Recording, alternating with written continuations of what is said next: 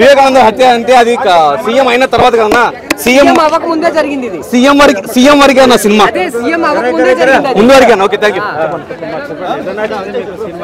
Cinema చాలా బాగుంది అన్న, నేను చూసానుగా 3.5 అన్న, 5కి 3.5 చాలా బాగుంది సినిమా. రియల్ స్టోరీయా? అక్కడ జరిగింది అన్న, రియల్ స్టోరీ ఏందన్న, అది ఎక్కడ జరిగిందో అలాగే తీశారు, కొత్తగా ఏముంది ఉన్నది అన్న. పాజిటివ్ అవునన్నా, ఇప్పుడు సినిమా తీసింది ఎవరి గురించి? యాత్ర, వైఎస్ఆర్ కుటుంబం గురించి, వాళ్ళ గురించి ఉన్నది పెట్టారు. దాంట్లో అదే 2019కి అతను సీఎం అయినంత వరకే కదన్నా. ఏమో మరి. Thank you.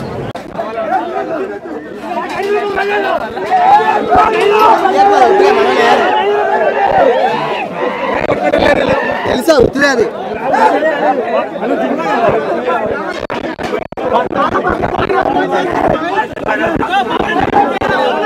లేదు ఎవరిని కూడా, చంద్రబాబును కానీ పవన్ కళ్యాణ్ కానీ ఎవరిని తగ్గలేదు. రాజశేఖర రెడ్డి ఎలా ఉన్నాడు, జగన్ ఎలా ఉన్నాడు, చెప్పినవి చేస్తున్నాడా లేదా అనేది ఉంది మూవీ. అదండి అసలు. జీవా గారు జీవించేశారు, జగన్మోహన్ రెడ్డి కనపడ్డాడు, జీవా గారు ఎక్కడ కనపడలేదు. అదండి సినిమాకి ఫ్యామిలీతో కలిసి చూడొచ్చు, 100% చూడొచ్చండి. నిజంగా మేము చూస్తుంటే, నాది కడప డిస్టిక్, జగన్మోహన్ రెడ్డే కనపడ్డాడు. మాకు జరిగిన ప్రతి ఇన్సిడెంట్ మాకు తెలుసు, మేము చూసినాం. ప్రతిదీ 1% కూడా రాంగ్ లేదు. బేసిక్గా బయోపిక్ అంటే కొంచెం ఫిక్షనల్ గా తీస్తారు. ఫిక్షనల్ అనేది లేదండి. కాదంటే ఎవరైనా చూడండి, జరిగినవి జరిగినట్టే ఉన్నాయి, 1% కూడా రాంగ్ లేదు. ఓకే, అది అంటే కొంతమంది కొన్ని సీన్లు డిలీట్ చేశారు అంటున్నారు కదా. డిలీట్ అయితే ఏమంతగా లేదండి, అన్నీ ఉన్నాయి. క్యారెక్టరైజేషన్స్ ఎలా పెర్ఫార్మ్ చేశారు అంటే సోనియా గాంధీ క్యారెక్టర్? పార్టీని జగనన్న బాణం అని శర్మిల గారు తిరిగారు పాపం. అలాంటి శర్మిల లేకుండా చేసిన ఇందులో శర్మిల లేదు, వైఎస్ వివేకానంద రెడ్డి గారు లేరు, పైర్ బ్రాండ్ రోజక్క గారు లేరు. ఎందుకు మనకు కూడా లానికి పెట్టుకున్నాం? ఎంత బాధనా? శర్మిలకి ఎంత ఎంత ఎంత త్యాగం చేసింది పార్టీకి. వివేకానంద రెడ్డి ఏం చేశారు? జగన్ అయితే మరి విలన్ సోనియా గాంధీ చేశారు. అవునా? 100%. నేను అదే అన్నాను కదా, రేవంత్ రెడ్డి గారు దండం ఎంత పెట్టాను సినిమా చూడమని. సోనియా గాంధీని విలన్ చేశారు ఇందులో. సోనియా గాంధీని, కాంగ్రెస్ పార్టీని ఇందులో విలన్ కింద చూపించేశారు. ఏంటి 125 సంవత్సరాల పరిపాలన ఉన్నటువంటి పార్టీని, 120 సంవత్సరాల నుంచి ఉన్న పార్టీని ఇందులో విలనిజం చేశారు. జగన్మోహన్ రెడ్డి పాదయాత్రప్పుడు రేవంత్ రెడ్డి లేడు కదా మరి. రేవంత్ రెడ్డి లేరు, దానికంటే రేవంత్ రెడ్డి గారికి రిక్వెస్ట్ ఏం చేస్తున్నానంటే, పార్టీని తొక్కడానికి అయితే ప్రయత్నం. అప్పట్లో లేరన్నా, కానీ ఇప్పుడు సీఎం కదా.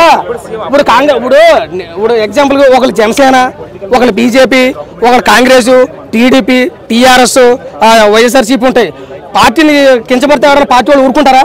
ఇది అర్థం ఉంది. కేవలం కాంగ్రెస్ పార్టీని కించపరిచారు కాబట్టి. రేవంత్ రెడ్డికి ఎందుకు చూడమంటున్నావు? అక్కడ కాంగ్రెస్ వాళ్ళు చూస్తారు. నేను ఏమంటున్నాను, సర్మిలెక్కలు ఎందులో ఇప్పుడు ఎందుకు పెట్టలేదు ఎందుకు ఒక అన్న అడిగాడు. సర్మిలెక్కలు పెడితే సర్మిలెక్క హైలైట్ అయిపోద్ది అక్కడ. జగన్మోహన్ రెడ్డి గారు హైలైట్ అవ్వరు, అందుకే ఆపేశారు. కాబట్టి ఈ సినిమా సర్మిలెక్క కూడా చూడొచ్చు. సినిమా రేవంత్ రెడ్డి గారు చూస్తారు, సర్మిలెక్క చూస్తారు, వేసుకోవాల్సింది వేసుకుంటారు అన్న. జగన్మోహన్ రెడ్డి గారు లేపడం కోసం తీసుకున్నారు సినిమా. 100% రియల్ బైపిక్ కదా. రియల్ బైపిక్ చేస్తే చాలా ఉంది. ఎలక్షన్ రియల్ బైపిక్ చేస్తే కోడికత్తి సీన్ కూడా రావాలి కదా. కోడికత్తి సీన్ తర్వాత కదా జగన్మోహన్ రెడ్డి గారు సీఎం అయ్యారు. మరి అదేం తెలియదు. వాళ్ళ బాబాయ్ అంటే సీఎం అయిన తర్వాత కదా అది.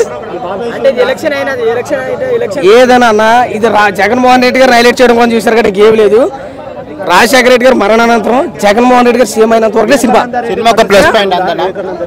లేదు, ఏం లేదు. అదే కదా నా బాధ. శర్మిలకి లేదు, రోజాకి లేదు, వివేకానంద రెడ్డి గారు లేరు. ఎందుకు మనమే కూడా లాని కూడా అదే కదా నా బాధ. Thank you so much. Plus point చాలా మైనస్ సినిమా, బాగా సినిమా అవుట్ ఆఫ్ రేటింగ్ చాలా. అసలు విలనే కాంగ్రెస్ పార్టీ అయిపోయింది కదా ఇక్కడ. ఇప్పుడు జనసేన ఉంది, ఏదో అలా వచ్చిపోయింది. టీడీపీ ఉంది, ఏదో ప్రత్యర్థి పార్టీ జీవించిపోయాడు. మొత్తం విలనే కాంగ్రెస్ పార్టీ అయిపోయింది ఇక్కడ. అదే కదా మైనస్. కాంగ్రెస్ పార్టీని అవమానించారు ఇక్కడ. ఏదైనా ప్రజలు పిచ్చోళ్ళు కాదు కదన్నా, అది కదా. అందుకని వచ్చింది కాబట్టి సినిమా బాగాలేదు, నాకు నచ్చలేదు. అవుట్ ఆఫ్ రేటింగ్ 1.5, అది కూడా అతి కష్టం కదా. ఇప్పుడు 2024 రాబోతున్న ఎవరు అనుకున్నారు మీరు? మీరెవరు అనుకుంటారు చెప్పండి. నేనైతే చంద్రబాబు నాయుడు అనుకుంటున్నాను. ఎందుకంటే వీళ్ళిద్దరు ఉమ్మడిలో చాలా అవసరం. ఆంధ్ర రాష్ట్రాన్ని కాపాడాలంటే, ఆంధ్ర రాష్ట్రం సస్యశ్యామం చేయాలంటే, ప్రతి ఊరికి విద్య, నీరు, వైద్యం అందాలంటే వీళ్ళిద్దరు రావాలా. ఇద్దరు కూడా పరిపాలన అంతా ఉంది. ఇప్పుడు చూసాం, మన సినిమా చూసాం 2019లో సీఎం ఎలాంటి చూసాం కదా. కొంతమందితో ఈయన మీరు పొత్తు పెట్టుకున్నారని అన్నాడు కదా, మరి గతంలో బీజేపీ దాన్ని పొత్తు పెట్టుకోలేదా, ముద్దులు పెట్టలేదా, చెంపలకి వెళ్ళలేదా, ఇలాగే జరుగుతున్నాయి. కాబట్టి 2024లో టీడీపీ జనసేన పొత్తుతో కంపల్సరిగా 130 నుంచి 140 సీట్లు 100% వస్తాయి. అందులో డోకా ఏం లేదు. ఆంధ్ర రాష్ట్రం అభివృద్ధి చెందడానికి మరొక మార్గం ఈ TDP Janasena utter flop. Thank you so much. రాజకీయ కోణంతో రాజకీయ దృష్టితోనూ కాదు చూడాల్సింది. ఎన్ని కష్టాలు వస్తున్నా, ఎన్ని ఎదురు దెబ్బలు తగిలినా, తండ్రి చచ్చిపోయినా, జైలు పోయినా, 2014లో ఓడిపోయినా మళ్ళీ బౌన్స్ బ్యాక్ అయ్యాడు. అట్లా మిడిల్లో డ్రాప్ కాకూడదు. Never ever we should not give up. This an amazing inspiration story for the youth. ఎలక్షన్లో అంటే ఆయన గురించి చెప్పారు అక్కడ అంతే. రెడ్డి గారి ప్రిన్సిపల్స్, మోరల్స్, ఎథిక్స్ తండ్రి ద్వారా నేర్చుకున్నవి. అట్లా సెకండ్ యాక్చువల్లీ సెప్టెంబర్ 2 ఒక నాశనమైన రోజు ఆంధ్రప్రదేశ్కి. యాక్చువల్ సెకండ్ రోజే మా ఇంట్లో మా అమ్మ మ్యారేజ్ డే ఆ రోజు చేసుకోవడం మానేసి. సూపర్ అండి. కొన్ని డైలాగ్స్ హైలైట్. ఫర్ ఎగ్జాంపుల్ ఒక డైలాగ్ అంటాడు, జగన్ చిన్నప్పుడు కారు ఎక్కుదా అంటాడు. రాజశేఖర రెడ్డి గారు కూడా అదే కారు ఎక్కుదా అంటే వద్దంటాడు వైఎస్ఆర్. ఎందుకంటే నీకు చిన్నపిల్లని నీకు ఇప్పుడే అర్థం కాదురా అంటాడు. ఆ తర్వాత రాజశేఖర రెడ్డి చచ్చిపోయినాక జగన్మోహన్ రెడ్డి గారు అంటాడు, నాన్న నేను కలిసి ప్రయాణించింది అసలే లేనే లేదు ఒకే కారులో, ఒక్క అంతిమ యాత్రలో తప్ప.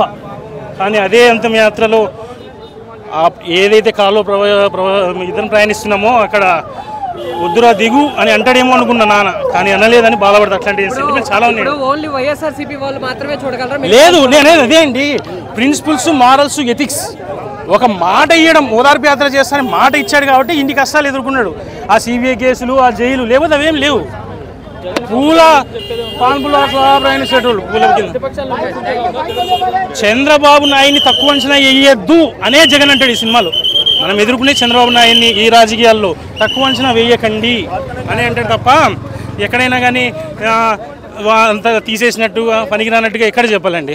షర్మిల గారు తీయాలి. ఇప్పుడు పెట్టి అనవసరంగా షర్మిల గారిది, పవన్ కళ్యాణ్ గారిది పెట్టి చేశారు. ఇప్పుడు సపరేట్ పార్టీ ఎందుకు పెట్టి మళ్ళీ అనవసరం కాంట్రవర్షియల్. ఇది అనేది అదే రాజకీయ కోణంతో, రాజకీయ దృష్టితో, రాజకీయ రంగు పూసుకొని తీసిన సినిమా కాదు.